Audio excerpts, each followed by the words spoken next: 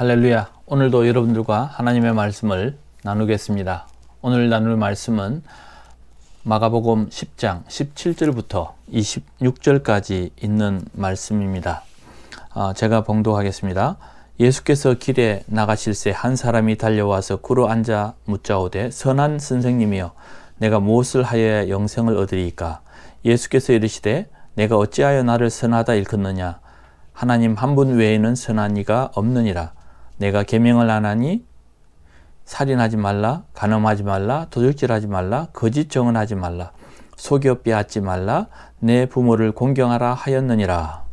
그가 여짜오되 선생님이여 이것은 내가 어렸을 때부터 다 지켰나이다. 예수께서 그를 보시고 사랑하사 이르시되 내가 아직도 한 가지 부족한 것이 있으니 가서 내게 있는 것을 다 팔아 가난한 자들에게 주라.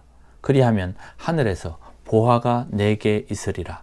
그리고 와서 나를 따르라 하시니 그 사람은 재물이 많은 고로 이 말씀으로 인하여 슬픈 기색을 띠고 근심하며 가니라. 예수께서 둘러보시고 제자들에게 이르시되 재물이 있는 자는 하나님의 나라에 들어가기가 심히 어렵도다 하시니 제자들이 그 말씀에 놀라는지라. 예수께서 다시 대답하여 이르시되 얘들아 하나님의 나라에 들어가기가 얼마나 어려운지 낙타가 바늘귀로 들어나가는 것이 부자가 하나님의 나라에 들어가는 것보다 쉬우니라 하시니 제자들이 매우 놀라 서로 말하되 그런즉 누가 구원을 얻을 수 있는가 하니 예수께서 그들을 보시며 이르되 사람으로는 할 수 없으되 하나님으로는 그렇지 아니하니 하나님으로서는 다 하실 수 있느니라. 아멘. 오늘 이 본문 말씀의 제목은 나는 무엇이 부족한가? 예수님께서 이 사람에게 아직도 한 가지 부족한 것이 있으니 그러면서 그의 삶을 지적했습니다. 그리고 부탁했습니다. 오늘 이 말씀에서 우리에게 주는 핵심은 나는 무엇이 부족하지? 입니다. 어떤 사람이 예수님께 왔습니다. 그리고 예수님께 물었습니다. 어떻게 하면 내가 영생을 얻겠습니까? 그리고 예수님이 쭉 이야기했습니다. 살인하지 말라, 간음하지 말라, 도둑질하지 말라, 거짓말하지 말라, 남을 속이지 말라, 그리고 부모를 공격해라. 그런데 이 이야기를 다 끝나자마자 예수님 나 이거 어릴 적부터 다 했습니다. 다 지켰습니다.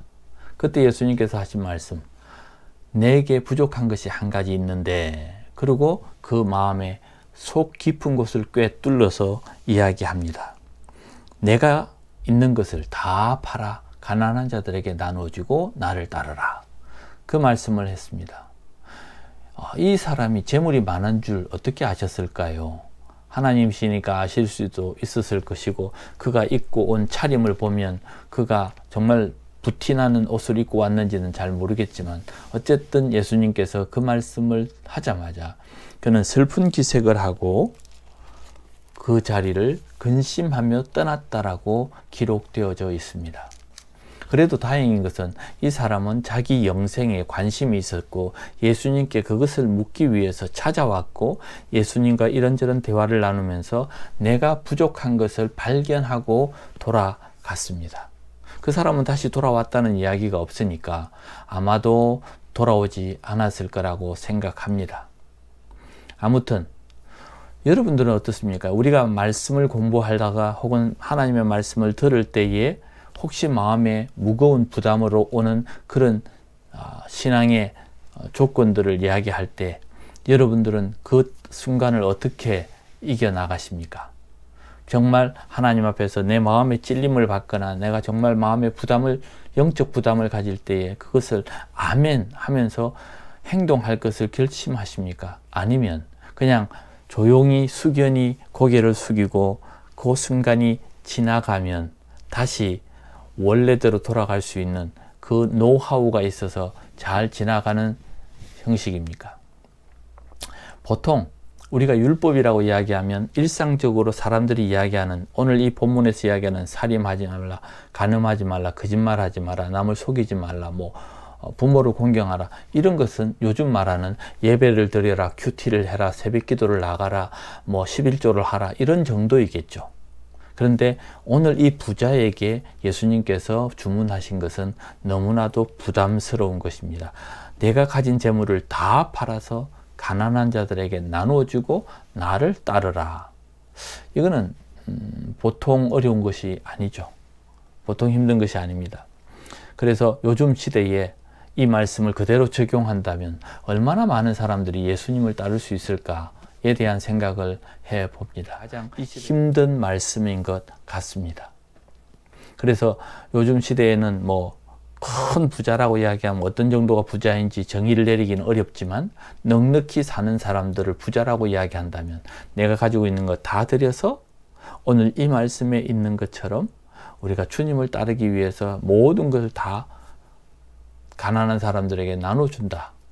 정말 어렵지 않겠습니까? 그래서 이 말씀에 대한 질문을 한번 던져보고 싶습니다. 첫 번째로는 당신은 스스로 자기의 재물을 다 팔아서 가난한 사람에게 나누어 줄 수 있습니까? 오늘 이 본문을 그대로 우리가 가져온다면 내가 가지고 있는 재물을 다 팔아서 가난한 사람들에게 나누어 주고 주님을 쫓아갈 수 있느냐 하는 질문입니다. 두 번째 질문은 당신은 재물의 축복이 없어도 여전히 예수님을 사랑하며 쫓아가겠습니까? 보통은 사람들이 재물의 축복, 그것을 축복의 기준으로 삼습니다. 내게 하나님이 주시는 물질들이 많으면 하나님의 축복을 많이 받았다라고 상식적으로 생각을 합니다. 그렇지만 꼭 그것은 아니죠. 그렇다고 한다면 우리에게 재물의 축복이 없고 다른 것으로 내가 축복을 받았다면 그래도 우리는 계속해서 주님을 쫓아갈 수 있는지, 이것이 두 번째 질문입니다. 세 번째 질문은 내가 가진 재물이 하나님이 주신 것이라고 100% 믿습니까? 아니면 일부는 하나님이 주셨고 또 다른 일부는 내가 노력해서 얻은 것이라고 생각하십니까? 네 번째로는 이 재물의 주인은 하나님이시고 나는 그 재물의 청지기입니다. 맡은 사람입니다. 아니면 재물의 주인은 난데 주님을 위해서 일부 사용할 수 있는 믿음의 크리스찬입니까? 여러분들께서 이 질문에 솔직히 여러분의 심정을 대답해 보시기 바랍니다. 그래서 여러분들이 스스로 오늘 이 제자와 또 찾아온 사람의 대화 속에 자신을 한번 대입해 보시기 바라겠습니다. 대부분의 사람들은 이런 질문에 대답하기를 꺼려합니다. 왜냐하면 부담스럽거든요. 생각하는 것조차도 부담스러울 수 있습니다. 요즘의 신앙의 고민보다는 어떻게 하면 내가 넉넉하게 재물을 얻고 잘 살 수 있을까에 대한 고민이 훨씬 더 큽니다. 그리고 세상 사람들의 공통적인 질문이기도 하고 또 욕구이기도 합니다. 그래서 재물에 걸려서 우리의 마음이 완전히 하나님께 가는 것도 힘들고 또 예수님을 떠나기도 힘듭니다. 그래서 이 두 개가, 재물과 주님이 함께 가는 경우가 시대에 정말 정신이라고 생각을 하고 있습니다.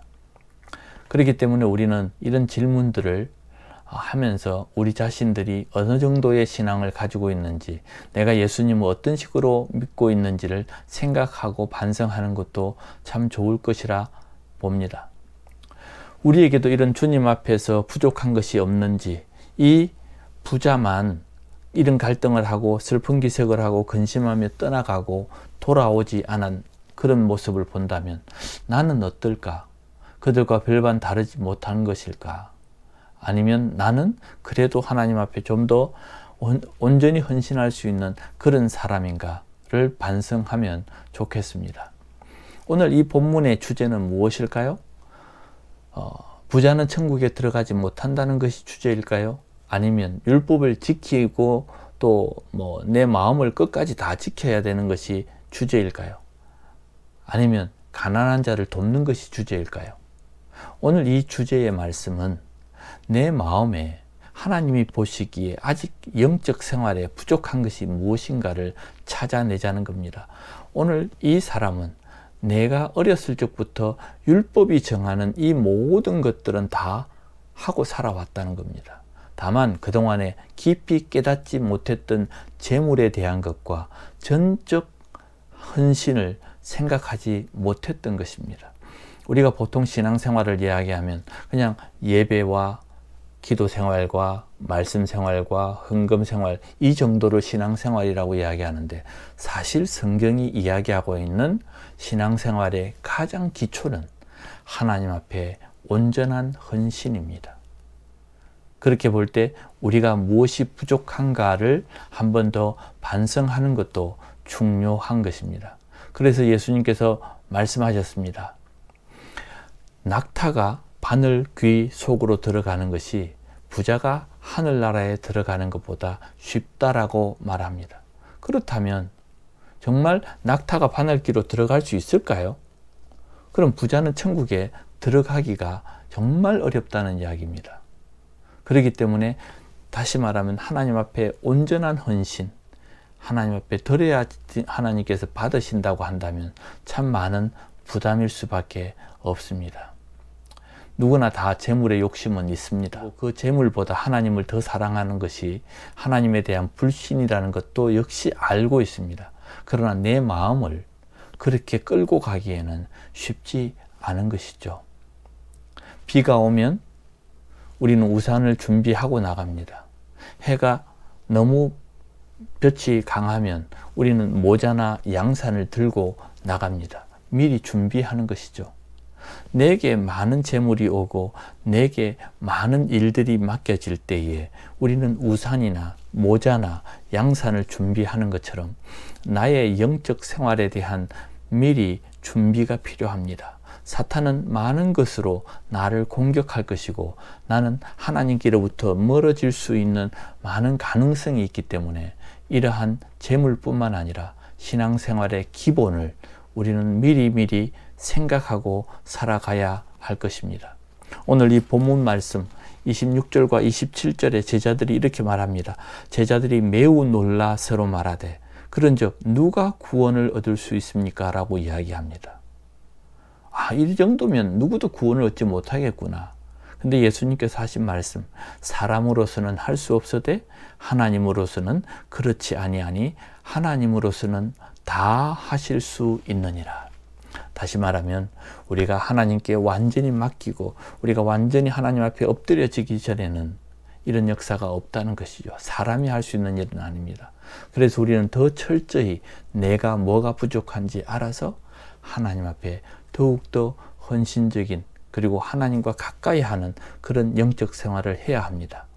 오늘 비가 온다면 우산을 챙기듯이 내 삶에 있어서 나를 짓누르는 뭔가가 다가오고 있다면 내가 하나님 앞에 더 바짝 붙어서 기도하며 하나님 앞에 우리가 구하면서 나아가야 할 것입니다. 오늘 이 말씀, 내게 뭐가 부족한지를 생각하면서 미리미리 준비하는 그런 영적인 삶을 사시기를 부탁드립니다. 기도하겠습니다.